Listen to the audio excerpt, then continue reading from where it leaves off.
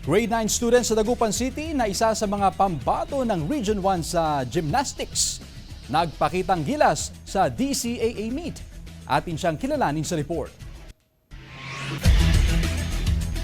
Sa pormahan pa lang, alam mo nang malayo na ang narating ng grade 9 student na si Mark Tyron Reyes ng JCCMI Christian Academy Incorporated.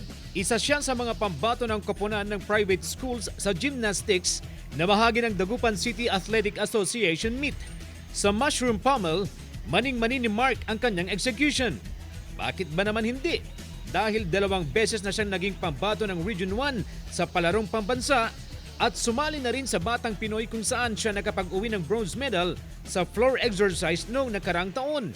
Inspirasyon daw niya ang Olympic gold medalist na si Carlos Yulo.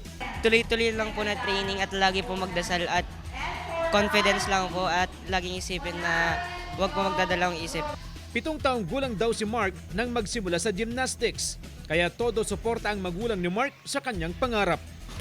Pray po. Sana bigay ni Lord po dahil nagpupursige naman po siyang mag-training po sa Manila. No pain, no gain. Makikita ito sa mga palad ni Mark na nagkakasugat na rin na tanda ng kanyang sakripisyo at tagumpay. Nagtitraining siya sa Manila. So parang ang ginagawa lang po ng school is sinusupport siya hanggang sa yung sa academics niya, sir, na hindi din niya napapabayaan. 6 na distrito ang naglalaban-laban sa DCAA meet.